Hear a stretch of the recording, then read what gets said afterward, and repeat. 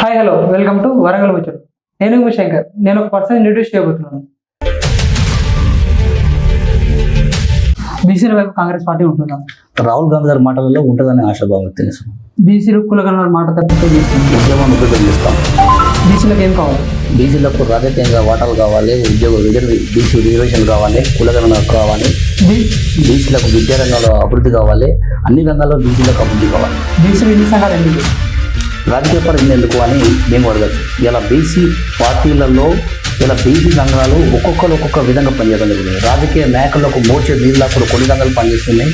బడుగు బలహీన వర్గాలు నిజంగా వారి హక్కుల కోసం కొన్ని సంఘాలు పనిచేస్తున్నాయి. దాంట్లో మొట్టమొదటిగా మా పేరు కోసం ప్రజాసేవ కోసం వచ్చింది.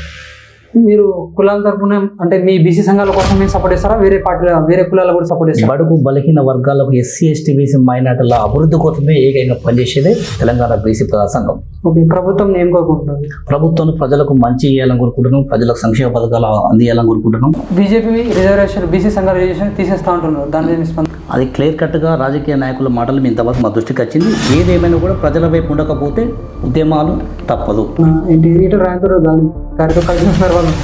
రాజేంద్ర అని గొప్ప నాయకుడు, బీసీ నాయకుడు, బడుగు బలహీన వర్గాలకు ఎక్కువ ఏదో చేయాలని తపన ఉంటున్న వ్యక్తి రాజేంద్ర.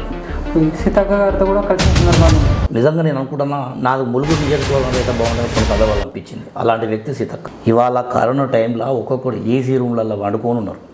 ఎవడన్నా బయటకు వచ్చిండా అంటే చేస్తున్నారు కాబట్టి ఏదో వీడియో కోసమే, ఫోటో సోషల్ మీడియా కోసమే నువ్వు చెప్పాను అనేది నువ్వు చెప్పాను. మరి ఆరోపణ వీడియోస్ వచ్చినాయి. గత ప్రభుత్వం అవినీతి జరిగిందంటున్నారు. సరే, ఈ ప్రభుత్వం కూడా జరుగుతుందా? ఎట్లా ఉండబోతుంది? కాంగ్రెస్ పార్టీలో మళ్ళీ ప్రజల వైపు లేకుంటే మన దగ్గర తీర్పు ఇంకొక పార్టీకి అవకాశం ఉంది. తీన్మార్మల్ల మీద నెగిటివ్ కామెంట్ వస్తున్నాయి. సో నిజమేనా? ఆయన బహిరంగంగా చెప్పిండు. ఏమైనా ఆధారం తీసుకురాడు కూడా నచ్చింది ఎంతవరకు వాళ్ళే కదా. తోట పవన్ మీద భౌతిక దాడి జరిగింది. ఉద్యోగం ఉందనుకుంటున్నారా? ఇంకా తోట పవన్ ఆ విధంగా ఎందుకు చేయాల్సి మీకు ఎట్లా కడ పంచాయతీ? ఆయనకు మీకు ఎక్కడ పంచాయతీ మీకు ఎక్కడ లేదు కదా.